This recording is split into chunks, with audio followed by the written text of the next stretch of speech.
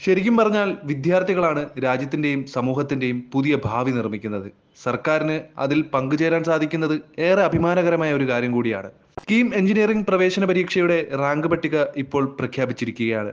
പ്രവേശന പരീക്ഷ ചരിത്രത്തിൽ തന്നെ പുതിയ അധ്യായം കുറിച്ച കീം ആദ്യ ഓൺലൈൻ പരീക്ഷയുടെ ഫലം ഉന്നത വിദ്യാഭ്യാസ സാമൂഹ്യനീതി മന്ത്രി ഡോക്ടർ ആർ ബിന്ദുവാണ് വാർത്താ സമ്മേളനത്തിൽ പ്രഖ്യാപിച്ചത്.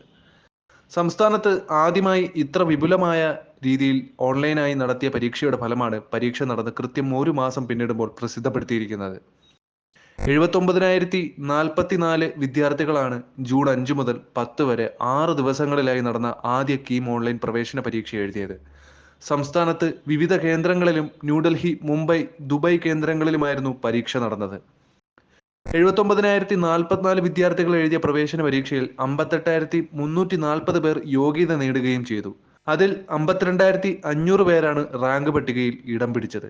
യോഗ്യത നേടിയവരുടെ എണ്ണം കഴിഞ്ഞ വർഷത്തേക്കാൾ 4,261 ആയിട്ടാണ് ഇത്തവണ വർദ്ധിച്ചിരിക്കുന്നത്. പട്ടികയിൽ ഉൾപ്പെട്ടവരുടെ എണ്ണത്തിലും 2,829 പേരുടെ വർധനയുണ്ടായി. പരീക്ഷ എഴുതുകയും യോഗ്യത നേടുകയും ചെയ്ത ഏക ട്രാൻസ്ജെൻഡർ വ്യക്തിക്ക് റാങ്ക് പട്ടികയിൽ ഉൾപ്പെടാനായില്ല. ആദ്യ 100 റാങ്കിൽ 13 പെൺകുട്ടികളും 87 ആൺകുട്ടികളുമാണ് ഉൾപ്പെട്ടിരിക്കുന്നത്. ആദ്യ 100 റാങ്കിൽ ഉൾപ്പെട്ട 75 പേർ ഒന്നാം അവസരത്തിൽ തന്നെയാണ് പട്ടികയിൽ ഉൾപ്പെട്ടിരിക്കുന്നത്. രണ്ടാം അവസരത്തിൽ ഈ റാങ്കിനുള്ളിൽ വന്നവർ 25 പേരാണ്. ആദ്യ 100 റാങ്കിൽ കൂടുതൽ പേർ ഉൾപ്പെട്ടത് എറണാകുളം ജില്ലയിൽ 24 പേരാണ്.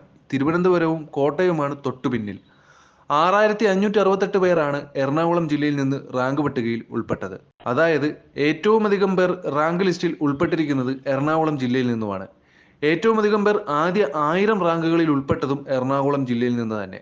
കേരള സിലബസിൽ +2 പൂർത്തിയാക്കിയ 2,034 പേരും CBSE പഠനം പൂർത്തിയാക്കിയ 2,785 പേരും CISE സിലബസിൽ പഠനം പൂർത്തിയാക്കിയ 162 പേരും ആദ്യ 5000 റാങ്കുകളിൽ ഉൾപ്പെട്ടിട്ടുണ്ട്.